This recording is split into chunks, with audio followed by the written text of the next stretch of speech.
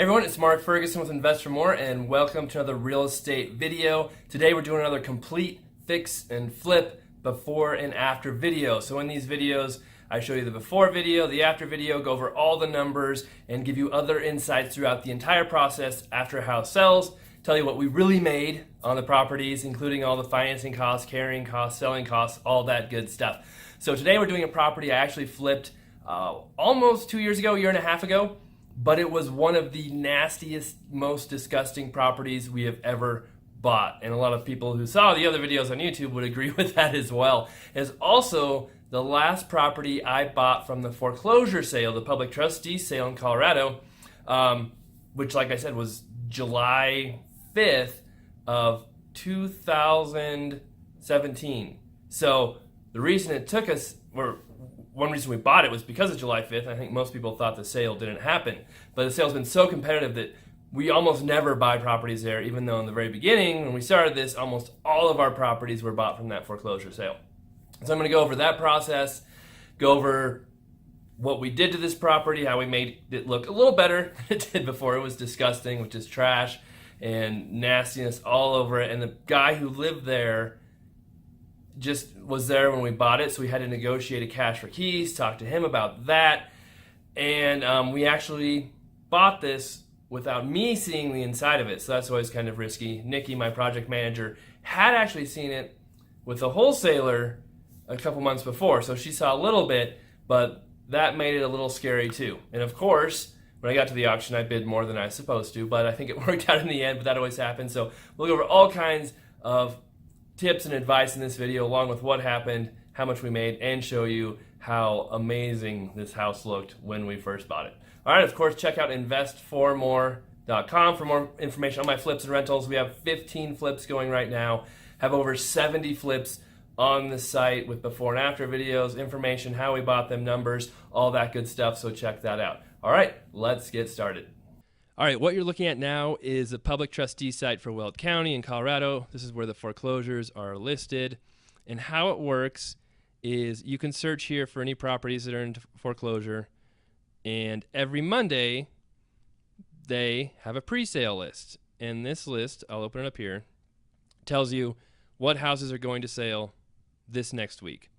So right now, this was earlier this week, there was one house scheduled to go to sale. In the past, before, during, after the housing crisis, we would see 30 to 40 houses a week going to sale.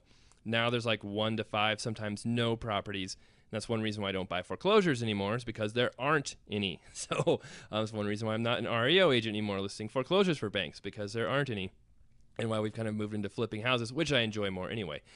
But how it works, you have Monday, these properties are listed. The sale is at Wednesday at 10 a.m., so you have a couple days to do your due diligence, drive by the property, talk to the title company, see if there's any liens, because you are not guaranteed clear title. You are not guaranteed this is a first lien. It could be a second lien. You really have to be careful. You bid at 10 a.m. at the public trustee's office. It goes very fast. It's kind of intimidating. And if you're the high bidder, you have 2 hours to bring cash to that office, a cashier's check, not a briefcase full of cash, to buy the property. If you don't have it in those 2 hours, they go to the next bid, or if nobody bids on it, it goes back to the bank. So that's how it works in Colorado, kind of crazy. Every single state is different, and that is how we bought this property. We used to buy 90% of our foreclosures from the trustee sale, 10, 15 years ago. Now there's so much competition and so few properties that very rarely, if ever, buy a property from the foreclosure sale. This is the last one I bought, which was almost 2 years ago now. Okay, so here you can see the sale information for this house at the trustee sale. The initial bid was $61,000, so the bank sends in their initial bid. Usually it is how much is owed by the borrower plus any late fees, lawyer fees, things like that. So this guy probably owed closer to $50,000 when it went into foreclosure, and then all the late fees, back payments, interest added up to the $61,000. Crazy he didn't just sell it, but he let it go into foreclosure because he didn't realize this. But when you bid more than this bid, he gets it back. He gets the extra money back. So sold on July 5th, 2017, which was a day after the 4th of July. And I think that's one reason why I got this, because a lot of people didn't know there's a sale that day 'cause it's right after the 4th of July. There are only 3 people there. Normally there's way more people bidding, so there's still someone that bid me up to 133, which was way more than I wanted to pay, but I got into that competitive mindset of, I want to beat the other person and bid more. It really was not smart, but we made money still, but I should stick to my guns. So what the previous owner didn't realize is there's a $71,000 overbid over what he owed. He got that money back. So it's not the bank, not the state that gets that. He gets it back. So that's one reason why he didn't really want to shoot us after we first talked to him, as you'll see in the video, because he was getting this huge check back. He wasn't getting kicked out with nothing. So that's how the sale works. After we got the bid, we had 2 hours to get the money to the public trustee.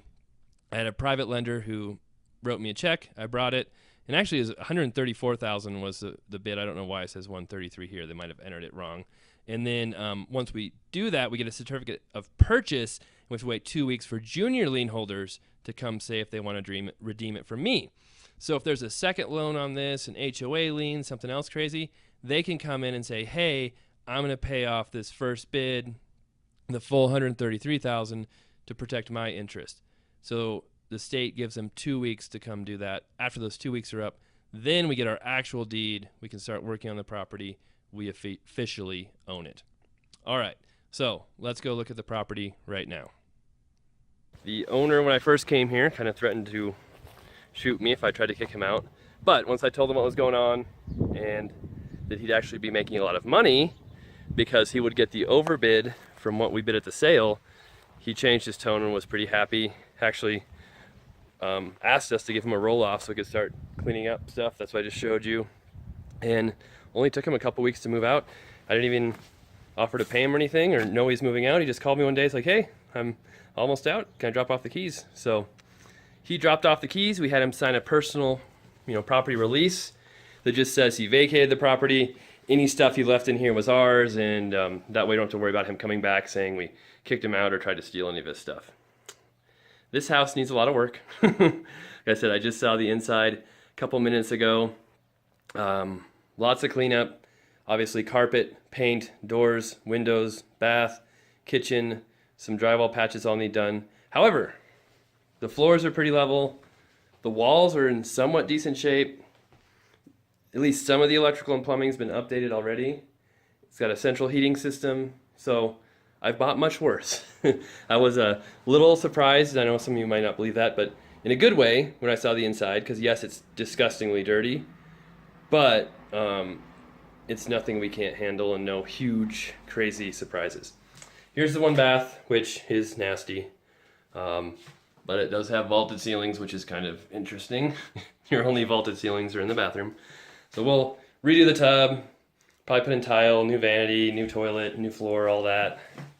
Let's see, when you've got a trash can in your living room, it's always a good sign. But this is the first bedroom, the biggest bedroom. You can see we'll need new windows. It's a water bed he left for me.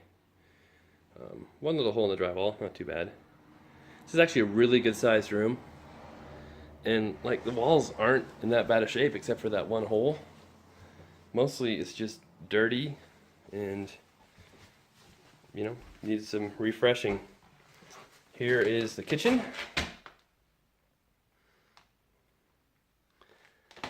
Little dining nook. That was an addition, I guess. This little tiny part. You can see where the old house used to be. Why you would add on like 5 feet to the back of the house and add a tiny little nook in a hallway, I don't know, but people tend to do that all the time. So there you go. And by the way, when Nikki was here the first time, she said that there was so much trash piled up there, you could not get to the back door, and it had been there for months, if not longer, from the way it smelled. So it actually smells much better now, I'm guessing, than when she first saw it. There's the kitchen. Not horrible. It really isn't that bad. I mean, we're going to redo everything, but I've seen much worse. We'll do new cabinets, new counters, new appliances, new floor. It's not a bad layout. It's a little house, but this market is crazy. I'm actually in Firestone, Colorado. It's probably worth at least $225 fixed up, if not more. There's nothing for sale in this entire area right now. like under 300,000. It's just crazy. So it'll be a good one, even though it's a mess. And I paid a lot more than I was going to pay for it originally. It's still going to be a great property, and we'll get it fixed up and looking much better. Like I said before, I better duck down here. It's got a furnace. It's got central heat. We've had a lot of older houses lately that did not. We had to put them in from scratch, so that's nice. You can see, you know, drain pipes are old, but a lot of the plumbing's been updated. Some of the electrical has been updated, not all of it. Foundation looks good. There's actually a couple of semi-usable rooms down here, except they're about 5.5 feet tall, so to be pretty short to be able to stand up down here. Yeah, and we'll walk around the outside. One kind of weird thing is the access to the cellar is in a bedroom, but there's carpet on that door, so if you ever, kind of annoying still, but guess it will work for somebody, hopefully.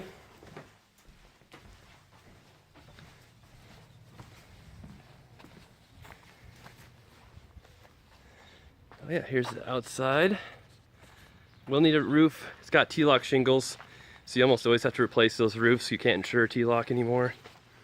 He left us a very beautiful safe, which he kept his drywall in.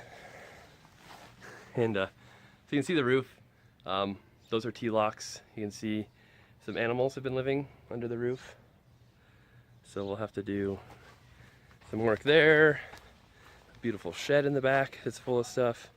This garage is full of stuff. I can't open the door all the way, but I can kind of show you in there. So yeah, for repairs, I haven't put anything on paper, but I'm guessing we'll spend at least 40,000 on this. Maybe a little more. Could be up to 50. Needs a lot of work. But like I said, it's gonna be worth at least 225. Just about ready to go on the market. Just needs a few things touched up. Check out the before video on this house. I'll have it in the comments or the description, depending on if you're watching on Facebook or YouTube. But this house was a mess when we bought it. And the first video I did a live Facebook video on this house before I'd ever gone inside of it. So that was kind of cool to watch. But yeah, you can check out the Invest for More Facebook page to see other cool stuff like that we have going on if you're watching on YouTube. But this house I bought at the foreclosure sale for $134,000. I never saw inside of it before I bought it at the sale. Nikki, my project manager, had seen it a few months before when it was for sale with a wholesaler. And we actually had it under contract with that wholesaler. That deal fell apart, ended up getting it at the foreclosure sale. So the guy who lived there here got a huge amount back from the foreclosure sale, because when they go to the foreclosure, the bank is paid back what they're owed, and anything after that and any other liens, the owner of the property gets back. So he got like $40,000 or $50,000 more than he owed on it after the foreclosure sale. He was happy. He left us a whole lot of trash and stuff, which again you can see in the before video. But now it's done. Just a few things. We saw our painter missed over here. He's got to come back and fix, but we did a lot of drywall work, completely redid this bathroom, put in new windows, new doors, new flooring, new light fixtures, new paint, of course. Had to put on a new roof. I believe this has a new furnace, new hot water heater as well. And yeah, it's not a bad little house right now. This is only, what, 800 square feet, 2 bedroom, 1 bath. So this is a real big, nice bedroom here, but the other one's kind of small. We spent, I would say like 30,000 on this rehab. Here's the second bedroom, which is weird because to get down to the basement, you have to go through there. But the door has carpet on top of it, so if you're not going down there, obviously you can leave it shut. Don't need to go down there for any reason.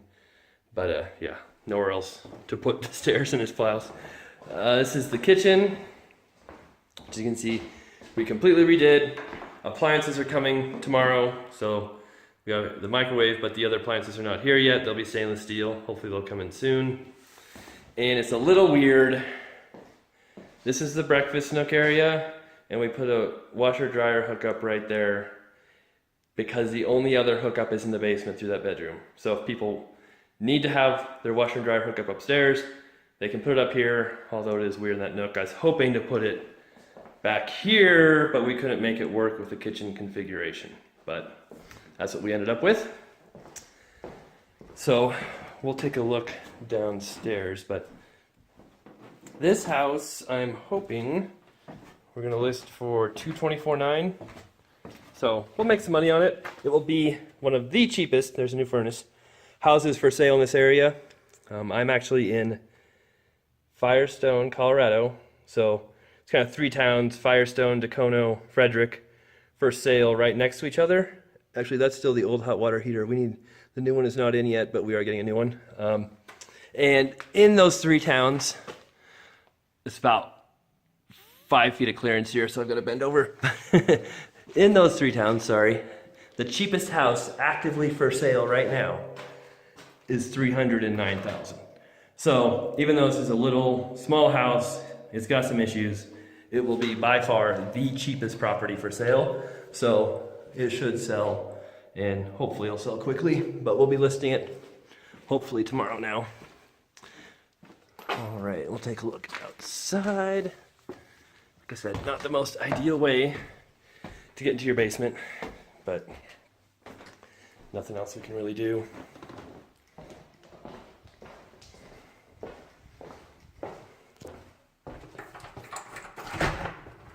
All right, backyard. Little shed back there, which we painted, actually put a roof on. Really, I should have just torn it down, but sometimes you make bad choices on flips, and spending money on that was one of those bad choices. That's okay. And then here's the garage, which we just realized none of our keys work to right now. I think one of my contractors took the key to it, but it just has a dirt floor, but it's still a garage. There's the back of the house, the new roof, new gutters, new exterior paint, all that. Okay, so now we'll go over all the numbers, what we actually made on this property.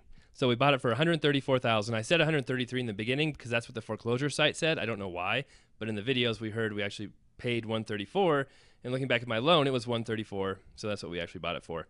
Sold it for $229,500, repairs $25,000, and we made $70,500.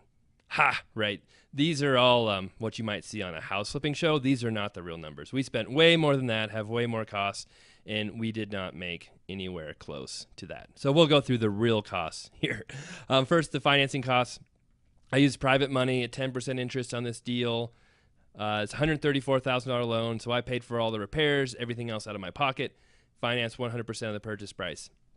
I paid $2,660 in points, so basically I paid 2 points on the purchase price, and then interest $5,542 over the life of the property. We had it for 5 months, so bought it in July, sold it in December.